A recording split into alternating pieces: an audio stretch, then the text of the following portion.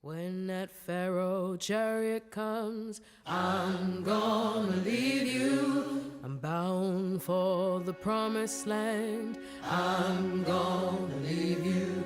I'm sorry, I'm gonna leave you. Farewell, oh farewell.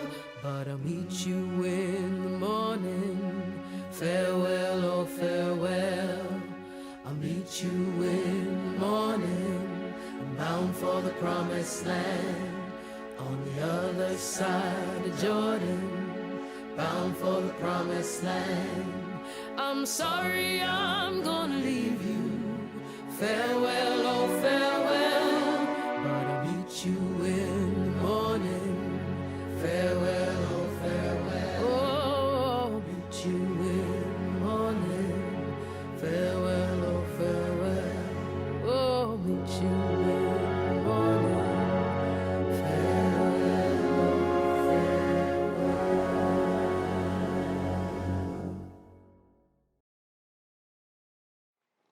Akou, from Chicago, Illinois. Lived in New York for 16, 17 years. Hi, I'm Kutloano Headbush. I'm from Johannesburg, South Africa. I am Freddie Basnight. I'm from Fort Wayne, Indiana. My name is Christian Demeritt from Miami, Florida.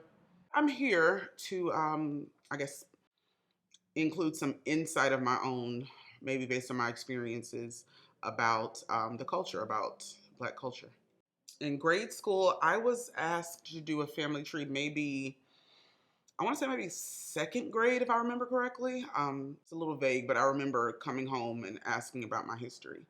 One of my grandmothers who's since passed, she actually created a genealogy book, and she did a very extensive work on it. Like, she had people in these books that I've never even met or heard of. Some people I did, but like some people I'm just like, wow. But she really went in depth, like pictures and information and just all kind of stuff. So there's definitely a lot of people out there that I'm related to that I haven't met yet. So And I think on my mother's side, like on my grandfather's side, we can go back about 3 generations past him. And then pretty much the same on my mother's side as well. On my biological father's side, I don't know nothing. In the last 5 years, I did an ancestry test, and that's why I kind of know where my people come from and how they got over here and how much percentages of what. But because it's not well known, a lot of information gets updated. I don't know if you're familiar with the ancestry.com website, but they update information based on how many people take the tests. So it changes basically. So my percentages are not 100% known. In grade school, I was asked to do a family tree, and I traced it back to my great grandparents. With both my parents, my mother's grandparents moved to South Africa from Botswana, and my dad's grandmother was white, and father, I'm not really sure what happened, but because of that whole situation and with location displacement of Black people in South Africa, it's difficult to trace back past that time. Wade in the water, wade in the water, children, wade. When asked my racial identity, I identify as African American, usually because those are the choices that are offered. I do think that it is like a multi-tiered label, because we as African Americans are just so diverse, and I don't know that African American is a term that everybody identifies with necessarily, because what happens if you're predominantly, descendant from something that's not African? I identify as a Black woman. as Black, African American. I mean, I don't think too much about it. I mean, as long as you don't call me something other than a child of God, I think we're okay. I actually love being called an African American because it makes me feel like I belong to something. I never felt completely American. I was reminded constantly by society that I'm American with an asterisk. So African American makes me feel like I have a place where I actually belong. And anytime I encounter people from the continent of Africa, especially now that I know parts of my ancestry and what parts of the continent I come from, I feel like I have family that I've never met. Even when I Google people, like I have a lot of Cameroonian descent, and when I Google people like Cameroonian woman, people come up in the Google images that look like my family. And it's like, oh, that's where I come from. That's where I should go. That's where I belong. So I actually love being called African American. The term African American, I think it's a way of Black people identifying themselves in this country. I think it speaks back to how they got here. And I think recognizing and acknowledging that in their way they identify themselves is important. In the water, gods are gonna trouble the water. I am not grateful for slavery. The idea that slavery was a blessing is a part of the reason why slavery was so successful. It wasn't because the oppressors were stronger than the oppressed or the enslaved people, but it's because they taught them mentally that they are lesser than, and the only way to make it is in heaven. The only way that you're going to get your reward is in heaven. So no, I'm not grateful for it at all. I feel like we are still suffering with so much slave residue in so many different ways. It is so layered that it is insurmountable. The problem almost is unbelievable. And the worst part about it is most people are in denial about it because of the amount of time that it's been. Am I grateful for slavery? No.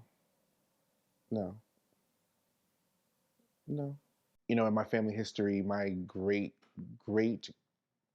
grandfather is the brother of Robert E. Lee. And so he was good to us, quote unquote, right? He was in love with my great grandmother, and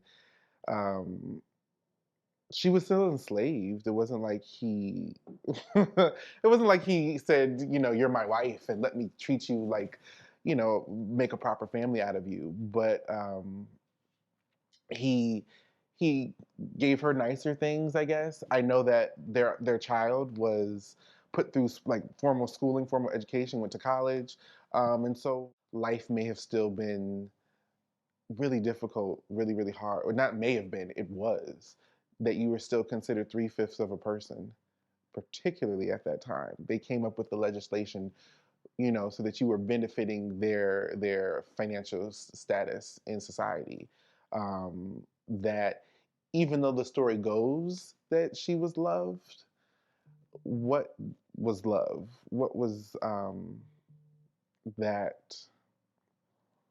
See that band all dressed in white. Gods are gonna trouble the water. Said there was a wiping of our anthropology, which, unlike many other cultures who can, you know, trace back to various dynasties or emperors or kings, and you know, who can just go back. You're right, we stop at a certain point. So I do think we've had to recreate our culture, which is why I think African or Black American culture is very different from African, you know, culture in Africa. And I think we definitely have had to, you know, an attempt to find our place in this land that we didn't necessarily ask to be on. Looks like the Israelite. Gods are gonna trouble the water. Being taught the history of white supremacy worldwide and how it affects so many different countries, and how you'll find white supremacy at the root of a lot of evil. And so when I found out how it directly affected my people, when I see it in present day, I never understood why Black people were hated so much. I took my phone to get fixed at Apple, and I emailed them about 2 weeks before to get a quote. So I asked them, I spoke to the same person I've been speaking to the whole time. They gave me a quote, and then I got a date to go and fix the phone.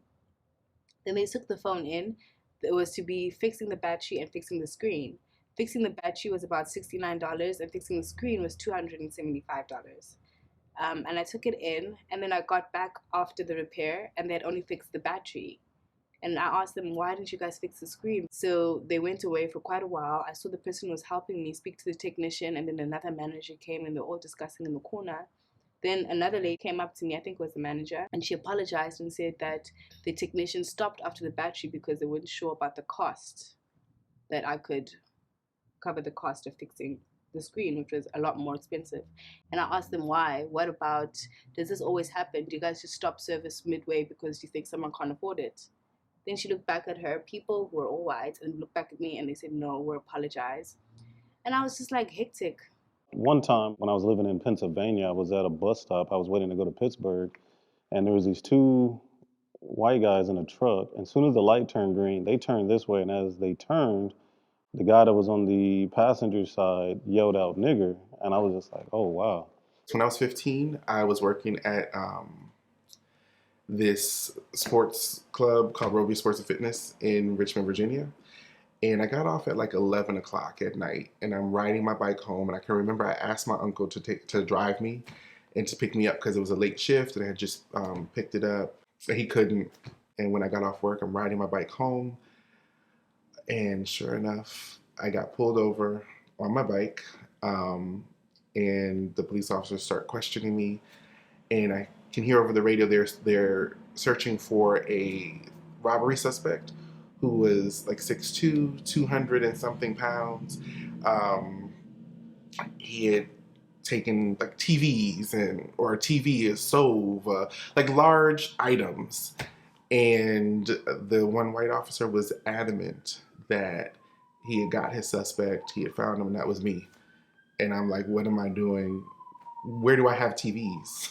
I'm on a bike with a little knapsack. I was petrified. I was terrified. I really thought I was going to jail that night. And, I told them where I was coming from, and they ended up calling my job. And fortunately, the manager was still there.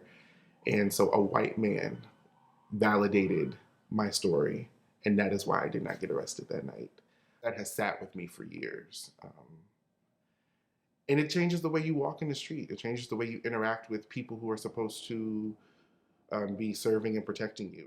Wade in the water.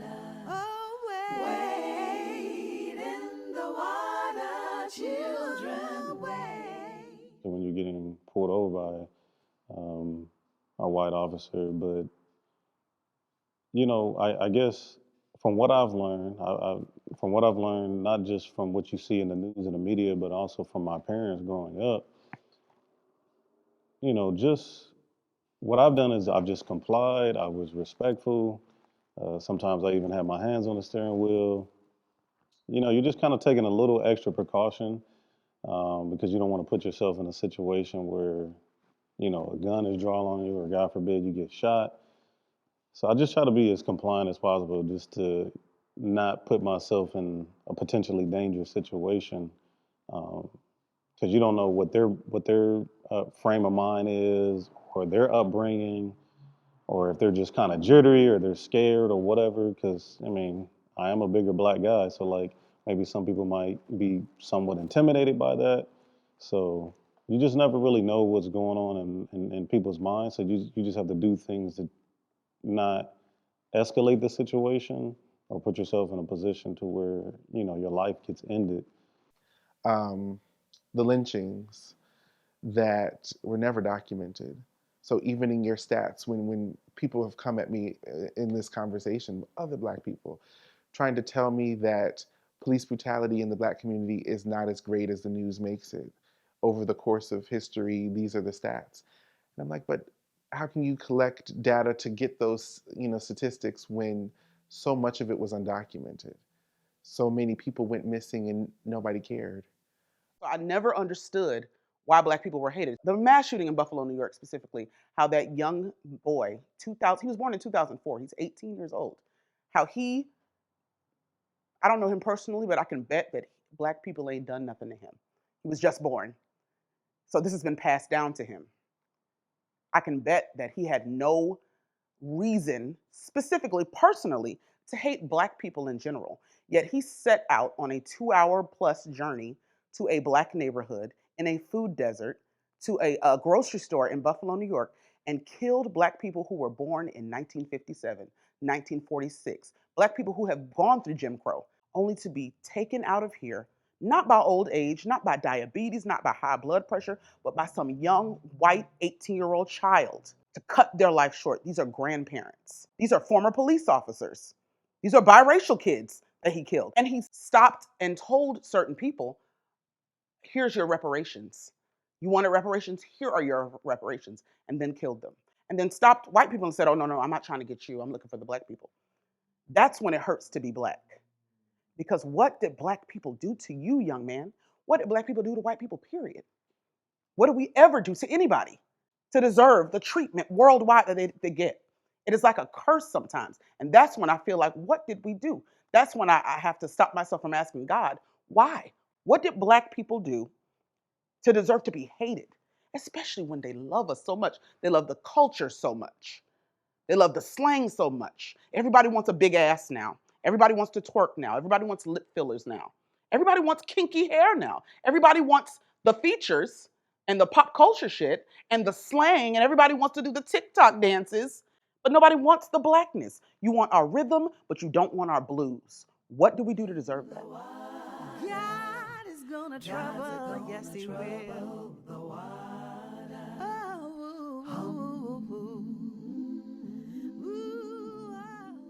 God is gonna trouble the water. There's healing in the water, yeah. Deliverance in the water. My God is gonna trouble the water.